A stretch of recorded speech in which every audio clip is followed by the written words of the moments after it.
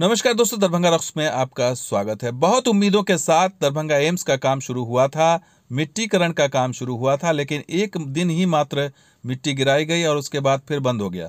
ऐसे में बड़ा सवाल यही है कि दरभंगा एम्स का काम क्या फिर फंस गया है और क्या फिर लंबा फंसा है कि इसे अब तक नहीं क्लियर किया जा सका है। खास करके जो लापता ज़मीन थी, जो जिसकी तलाश सांसद गोपाल जी ठाकुर के एक खुलासे से शुरू होनी थी, उसको लेकर के भी अब कुछ पता नहीं चल रहा है। इस बीच गोपाल जी ठाकुर ने संसद में सवाल पूछा परिवार कल्याण मंत्री से, स्वास्थ्य और परिवार कल्याण मंत्री से, दरभंगा एम्स से संबंधित।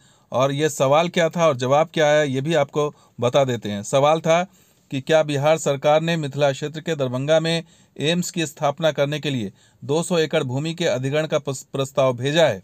और इसमें आगे लिखा गया था, यदि हाँ तो इसका ब्यौरा दीजिए और दरभंगा में एम्स का शिलान्यास और निर्माण कार्य कब तक आरंभ होगा, इसकी संभावना कब तक है, ये भी बताइए।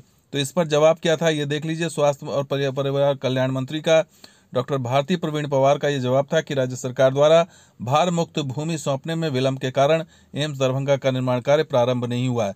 तो बिहार सरकार के स्तर पर भार मुक्त जमीन अभी तक नहीं दी गई है। ऑन रिकॉर्ड ये संसद में बयान आ गया है केंद्र सरकार की तरफ से, और वो भार मुक्त ज़मीन तभी दी जाएगी जब यहाँ पर मिट्टीकरण होगा, समतलीकरण होगा, यहाँ पर बिजली की व्यवस्था होगी, पानी की व्यवस्था होगी, और वो व्यवस्था तब होगी जब मिट्टीकरण होगा। और मिट्टीकरण सिर्फ एक दिन हुआ और एक दिन के बाद कंपनी कहाँ चली गई, उनके साथ जो सामान कहाँ चले गए, ये कुछ पता नहीं है। आपको बता दें, नीतीश कुमार जी आखिर कहाँ हैं?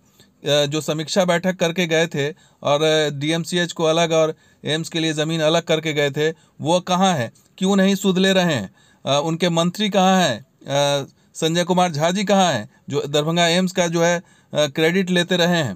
तो ये जो रुका हुआ काम है, ये कौन आगे बढ़ाएगा, कौन देखेगा कि कहाँ पर ये काम फंस गया है और ये काम कहाँ फंसा है? उससे भी बड़ा सवाल ये है कि वो ज़मीन कहाँ गई जो ज़मीन डीएमसीएच को मिली थी।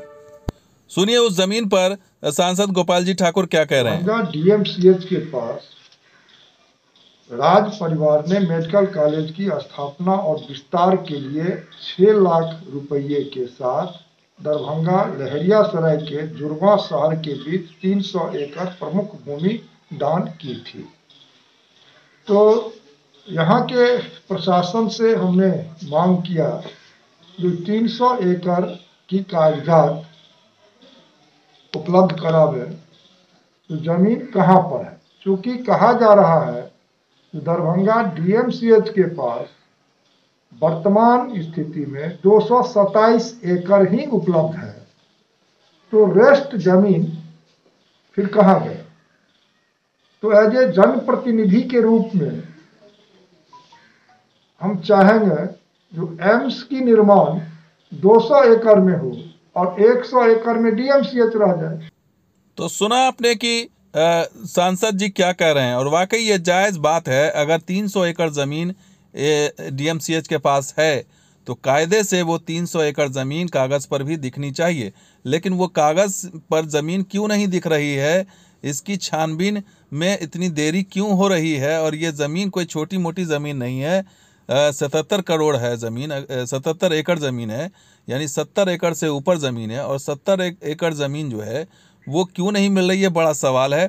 और लोग इसी में अगर ढूंढने में लगे हुए हैं और इधर काम रुका हुआ है, तो इस धक्का मार जो गाड़ी है, एक तरह से एम्स की कह लें कि धक्का मार काम से आखिर कैसे बनेगा इतना बड़ा एम्स, ये बड़ा सवाल है। और इसको लेकर के बिहार सरकार के स्तर पर जो निष्क्रियता नज़र आ रही है, उससे साफ साफ पता चल रहा है कि इसमें कोई इंटरेस्ट, कोई दिलचस्पी बिहार सरकार के स्तर पर नहीं दिखाई दे रही है कि ज़मीन को जल्द से जल्द इसकी मिट्टीकरण करावें, इसका हैंडओवर करावें। क्योंकि केंद्र सरकार तो अभी भी इंतज़ार कर रही है कि भार मुक्त ज़मीन उसे मिले तो काम शुरू करें। तो ऐसे में सवाल यही है कि आखिर नीतीश कुमार या उनके मंत्री या उनके सरकार कब जागेगी, और क्या ये सिर्फ सांसद की ही जिम्मेदारी है कि वो काम को किसी तरीके से कोशिश करें आगे बढ़ाने की? क्या बिहार सरकार के स्तर पर कोई जिम्मेदारी नहीं? क्या स्वास्थ्य मंत्रालय के स्तर पर कोई जिम्मेदारी नहीं है? ये बड़ा सवाल है। तो दोस्तों, ये वीडियो कैसा लगा जरूर लाइक कीजिए, शेयर कीजिए, कमेंट कीजिए, सब्सक्राइब कीजिए। कुछ और वीडियो के साथ आज आप देखते हैं दरभंगा रॉक्स भी। शुक्रिया, धन्यवाद। जय हिंद, जय बिहार, जय मिथिला।